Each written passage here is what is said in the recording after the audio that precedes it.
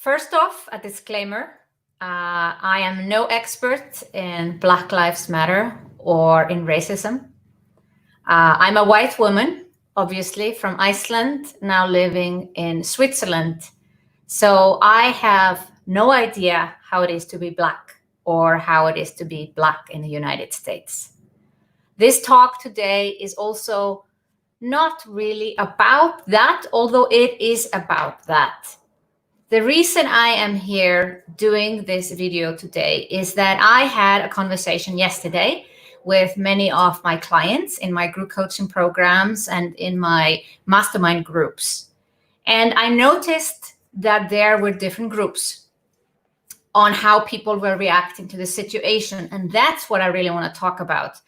I want to keep this a civil conversation that is not about blaming people or being upset or angry. I know debates can be very heated, and I've seen that in the past days, that a lot of people are very upset and angry, understandably. But I want to keep this a civil conversation. So I hope you're with me here today to learn and listen. As I said, I am no expert. Probably somebody watching this is more of an expert than me in this topic. But I think it's important to come here and talk to you and open up the conversation. I did it in a few closed groups yesterday, and I felt the need to do it on a bigger platform and invite more people to join us. So just earlier today, I sent an email to my list. We created events on our social platforms, especially in our client groups, and invited people to join me here today. So please use the comment section, and I will be able to see your comments, and we can have a good conversation, a conversation that is helpful for you and your business. I see my role as a business mentor, and whatever comes up in your business, that I want to be there to help you take a decision that you feel good about and is going to help your business move forward. I have taken decisions around coronavirus, around the recession, and now we have a new topic, Black Lives Matter.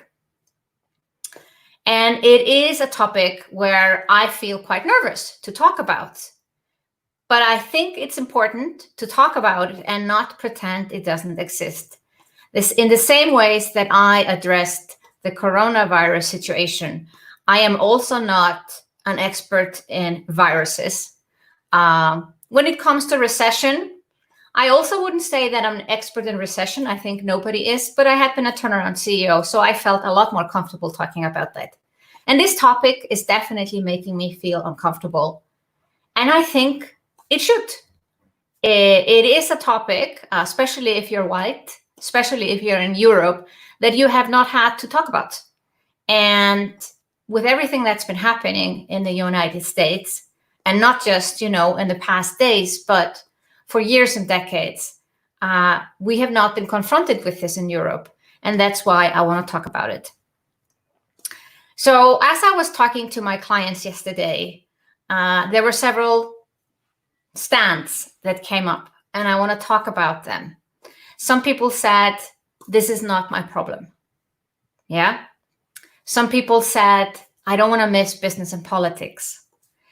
Some people said, I wanted to say something, but I was scared. I was worried. I was worried of being criticized. And then I started overthinking, and then I eventually didn't say anything. And then there was the fourth group of people who had done something, but definitely wanted to do more.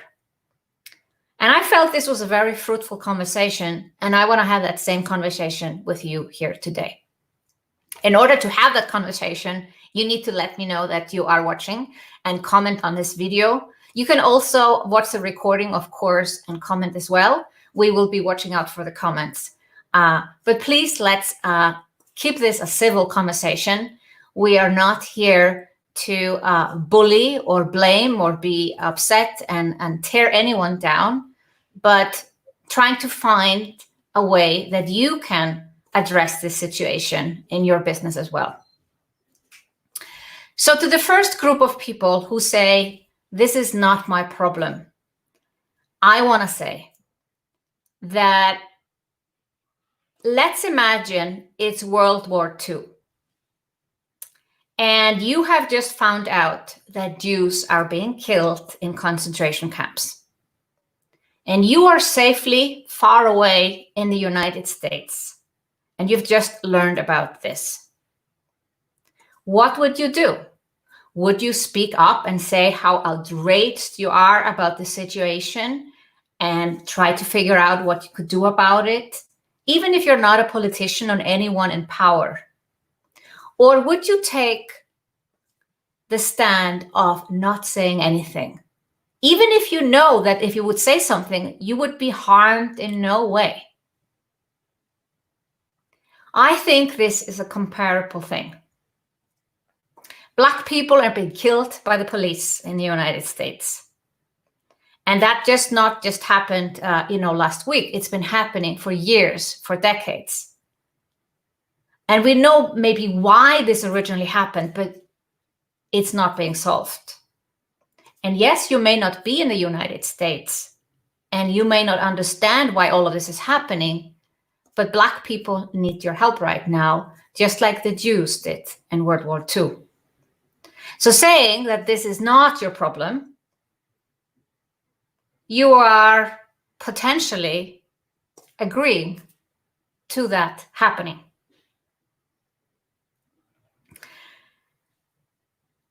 To the second group of people that said, I don't want to miss business with politics, I was reminded of a podcast episode that I did. I think it's episode 352 with Jenny Fenwick. She is a woman, a coach with strong values like myself.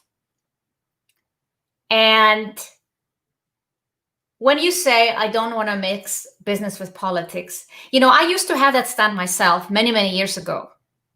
But I realized that people do business with people. We don't do actually business with businesses. We do business with people. And your values are your company values. When you're a solopreneur and a small business owner, your personal values are your business values. So you can't separate them. So already your values, your political views are a part of your business. Whether you see it or not, people will see it. People feel it. And when global things happen in the world, like coronavirus or recession, I noticed that there were people that said something right away. I was one of those people. 9th of March, I decided to postpone my conference to next year. And this was before most other people had the guts to postpone their conferences. They were hoping for the virus magically to go away. But there were a lot of people where I was very disappointed, and I'm not going to name any names because I think that's not the point of this conversation. But I was disappointed, honestly disappointed in people that didn't step up. They pretended it was business as usual, and their image has been hurt in my eyes. And it was coronavirus, I've got nothing like, the virus doesn't belong to me. I don't really, it's affecting all of us, all of our lives. But seeing someone with a big platform, big influence, not saying anything and pretending as things are business as usual, as we call, it has tainted their image for me. And I will not forget it. I will not forget it. And as I said, I don't need to mention the names. I can keep it to myself. But it does change my perception, and I may or may not do business with these people because of the way they pretended everything was just okay when it wasn't. I think this is a similar situation. And coming back to Jenny Fenwick, episode 352, if you want to listen to it, she said a powerful sentence. I want to make sure that I quote it correctly because you don't want to have misquote people, definitely not. As coaches, we have the responsibility to use the platform we have been given. We have a responsibility to speak about things that are wrong in this world. And this was the final sentence that I thought was so powerful.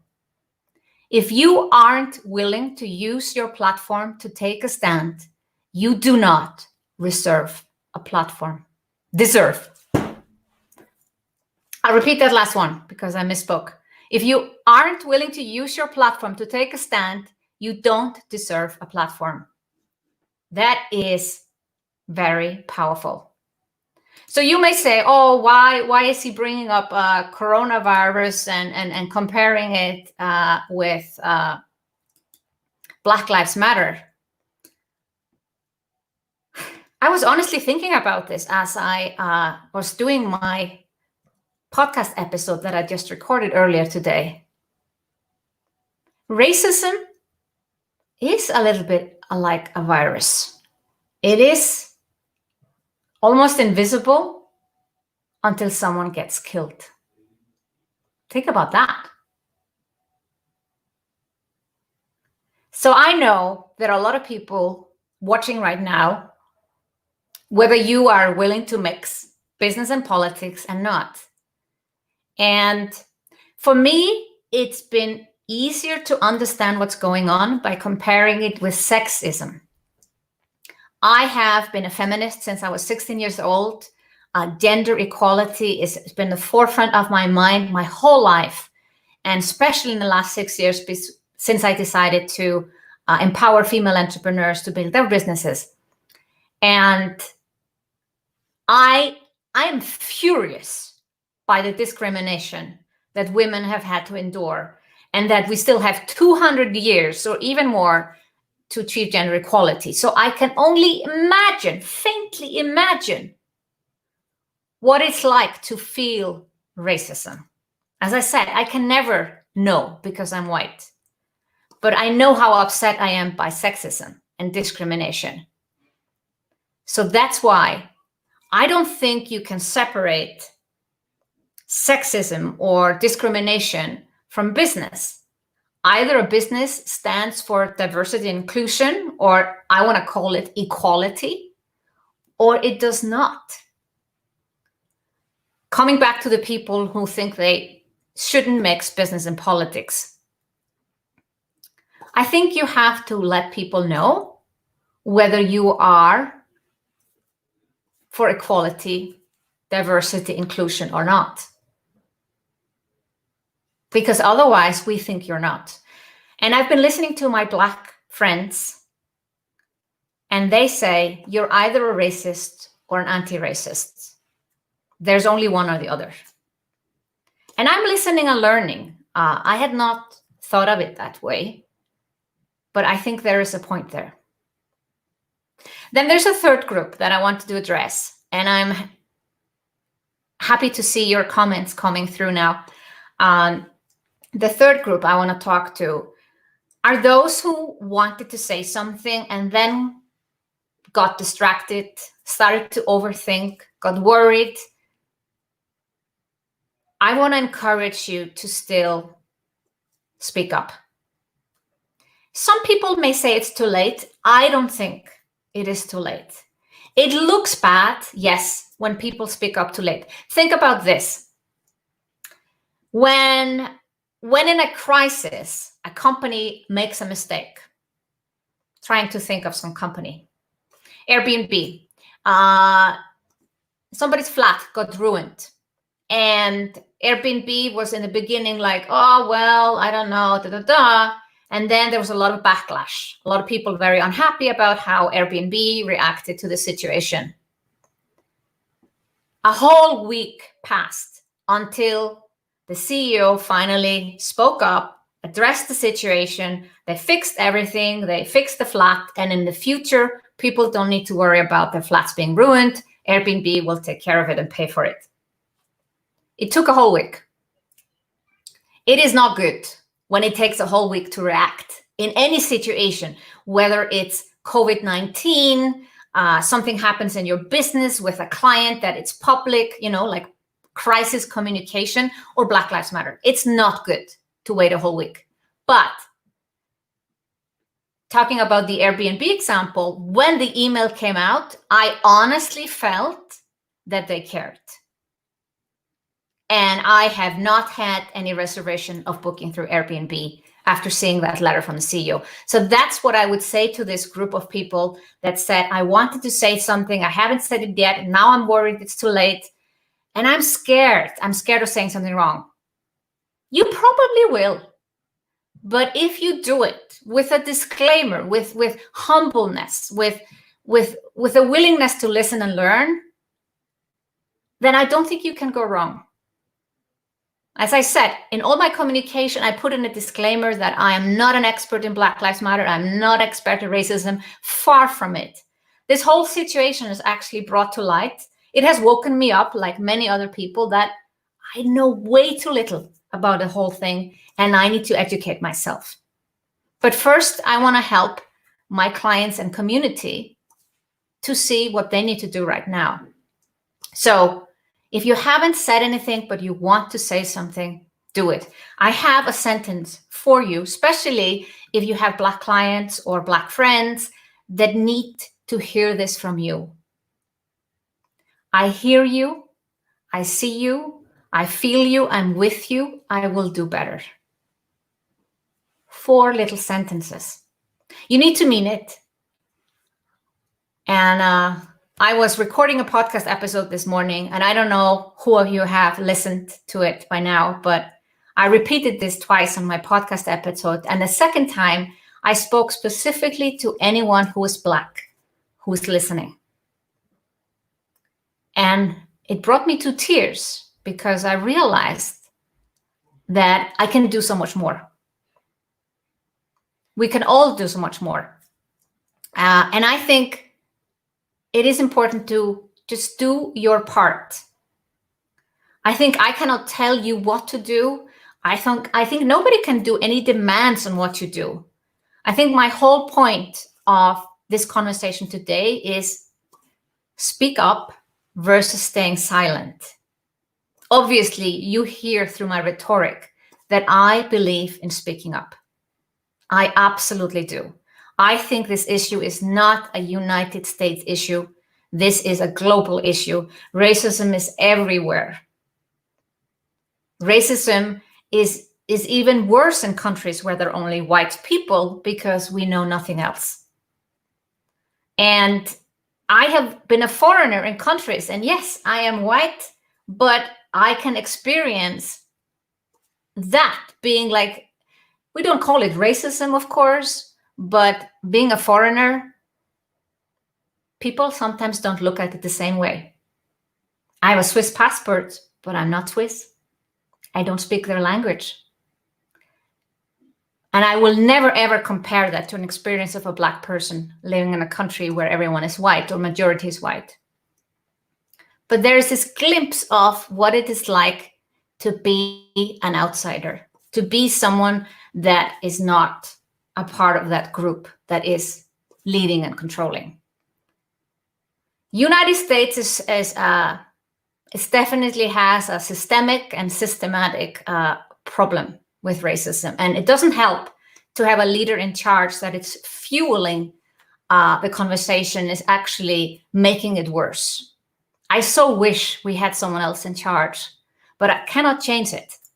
I can only control what I can control. I cannot control the politics. I know there were some votes yesterday in United States, and I really hope we can solve this with politics.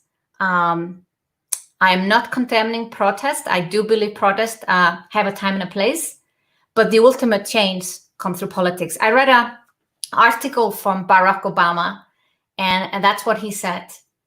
Yes, you start with protests, but ultimately, we want people to vote and vote for change, because that's where you can exercise your voice too. So what is your choice? Are you speaking up or are you staying silent? I think, honestly, silence is violence. I have a beautiful quote here from Ritu Gatori. I had never heard of her. I think it's a her. The world is in chaos, not because of violence by bad people, but because of the silence of good people. Let that sink in. The world is not in chaos. No, the world is in chaos, not because of violence by bad people, but because of silence of good people. So, thank you so much. Thank you, Julianne. Thank you for also having this conversation with me yesterday. I really appreciate your opinion. Yeah, it's everyone's business. I believe so. But, some people still need to learn. So I think we need to give people grace. I don't think we should start to bully people that don't speak up. I think that's my whole point of this video here today, and my podcast episode that we also released today, is to, those who are not as far. There was a great quote. I think it was Martin Luther King that I shared on my Facebook profile. There is this evolution of how much you know about this situation or how you know to react. And I don't know, maybe someone is here and someone is further here. And then there's someone here, and let's pick them up together. Let's help them out instead of being upset at them, angry at them, because you don't change anybody's opinion with bullying.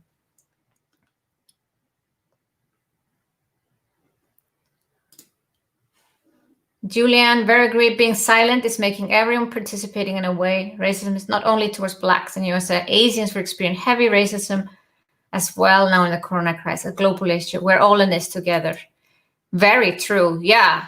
I heard that people would not go to a Chinese restaurant or shop at Chinese shops. Horrible, horrible.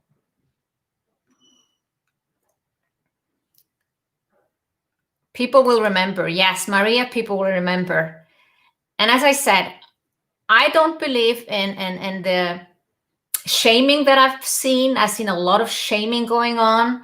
And the sad thing about the shaming is not just the shaming, but have you noticed that the shaming has been more towards white female leaders than male leaders? How awful is that? We're having sexism mixed with racism. Why do you go after a woman more than a man to criticize her for what she said or what she didn't say? That is horrible. That is really horrible. Marianne, thank you. Thank you for sharing. I feel this applies to the climate crisis too. Yeah, it's a global issue.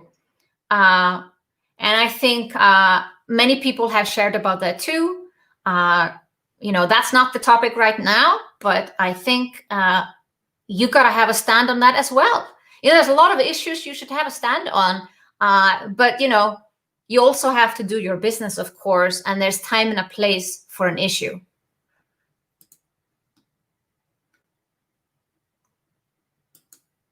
Julianne, biggest pandemic is racism. Yeah, it is like a virus and we don't see it. And it's not something we can create a vaccine for, like with the coronavirus. Ultimately we'll have a vaccine with the coronavirus, but I am afraid racism will take way longer.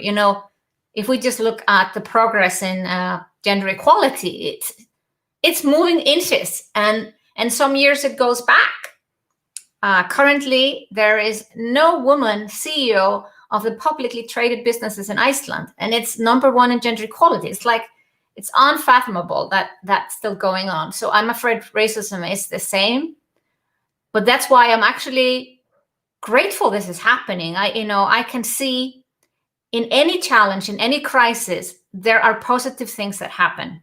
And I think it's kind of horrible when you're in the middle of it and people are being hurt and businesses being burned down. But we as humans, we need a crisis sometimes to make a big leap. And this crisis is waking up. And I think that's very good. Mansplaining feminism to me, or why there's no need for it. Yeah, definitely. Julianne, we're all connected on a spiritual and quantum physics level. we as well have a responsibility on a humanitarian level, what to accept and ignore and what to make a stand for. Of course. And, if you have to take a stand on every single issue in the universe, probably it's going to be hard to run a business. But I do think there are issues that you have to take a stand on. And I think this is one of them. Yes, if you stand back and silent, it shows outwardly that we don't matter. Yeah. Thank you for sharing, Marianne. I think it does. By not saying anything, you're being complacent. Think of it this way. There would be 3 men and 1 woman, and one of the men will start to say something very sexist to the woman.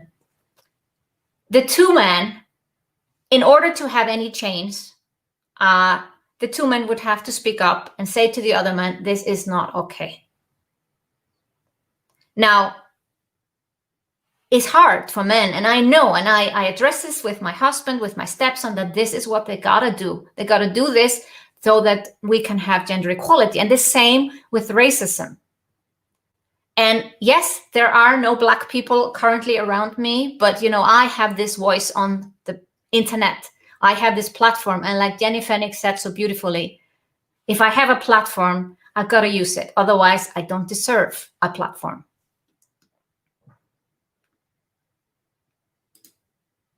It's a part of my values, so let's take a clear position. Absolutely. And it's not too late. Yes, it may look awkward, but for many of you that I know that are watching here, it may not be something that your audience is so aware of. And if you take a leadership role, you actually come out in the other way as a better person in every single way. And you just start with, I'm sorry. I'm sorry, I should have spoken up sooner. That's it. You have to mean it, of course, but that's all it takes. And then you can speak up.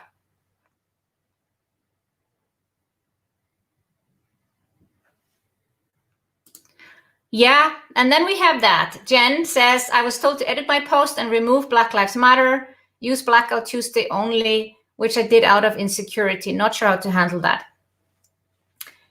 The information is coming out very fast. And I think I did my post without Black Lives Matter, but that was more intuition than knowing. And I think it's hard. Things are happening fast, and there is some kind of a collective among Black people, what is right and not right, and it's not filtering through. So, Jen, I would not feel bad about it. I think it's okay if you edit it. I think we have to listen. So if someone makes a comment, especially, if it's constructive criticism that is not bullying, angry, something, somebody being mad at you, if they can just tell you, and maybe they can tell you why. The explanation I got for Black Lives Matter, why you should not use that with a Black post, is that Black Lives Matters is, reserved for information. Now, I'm using the hashtag with my latest podcast episode and with this video that I'm doing here. I think all these Black posts with all the hashtags creates a lot of noise about it, and that's why people wanted it out. But it was not clear. So Jen, don't take it too hard. Yeah, Marianne is repeating the sentence. I was trying to find who originally wrote this. I thought it was a song or a poem, but I think it's important if you have Black people listening, especially, and even if you are not sure you have anyone, just starting off with saying, I hear you, I see you, I'm with you, and I will do better. And you got to mean it. It's just like if someone says to you, I'm sorry, you know when they mean it, you know when they don't.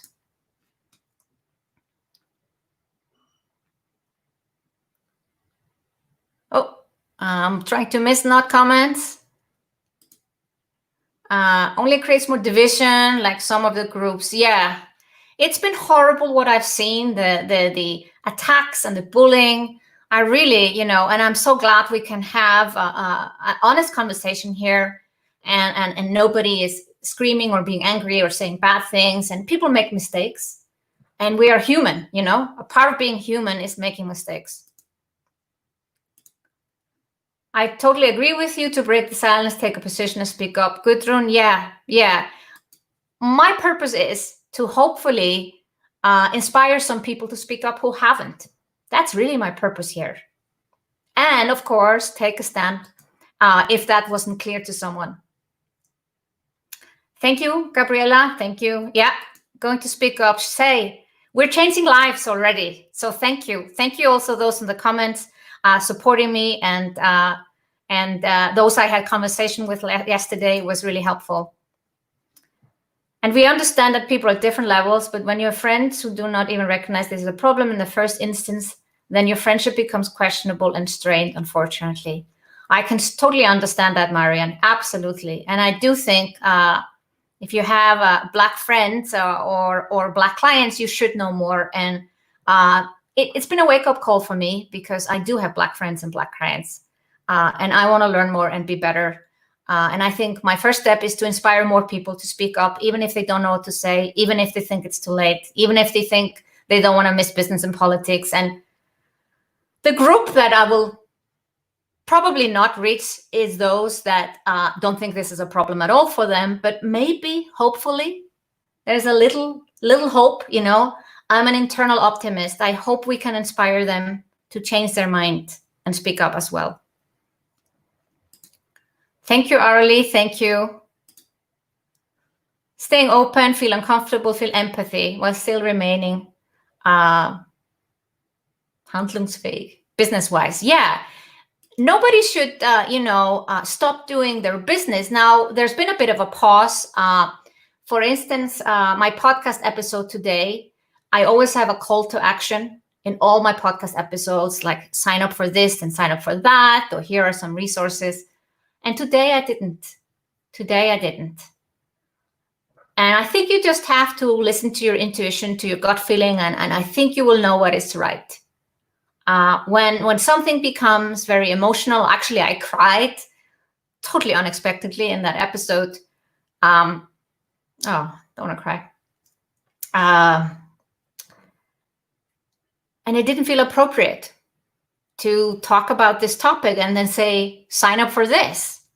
But overall, I think nobody's asking you to stop your business. I think it's just a pause to say, I care and I'm going to speak up. And then you can move on, but you move on with this new knowledge of that you need to learn something, and I think reading books, watching documentaries or movies that are helpful. So I think there are people sharing a lot of resources. I haven't shared any resources yet, but I think there's a lot of people on the internet already sharing great resources for you. Thank you, Marianne. Never too late to speak up. Yes. I think sooner the better, but don't think it's too late. Speak up. Please speak up.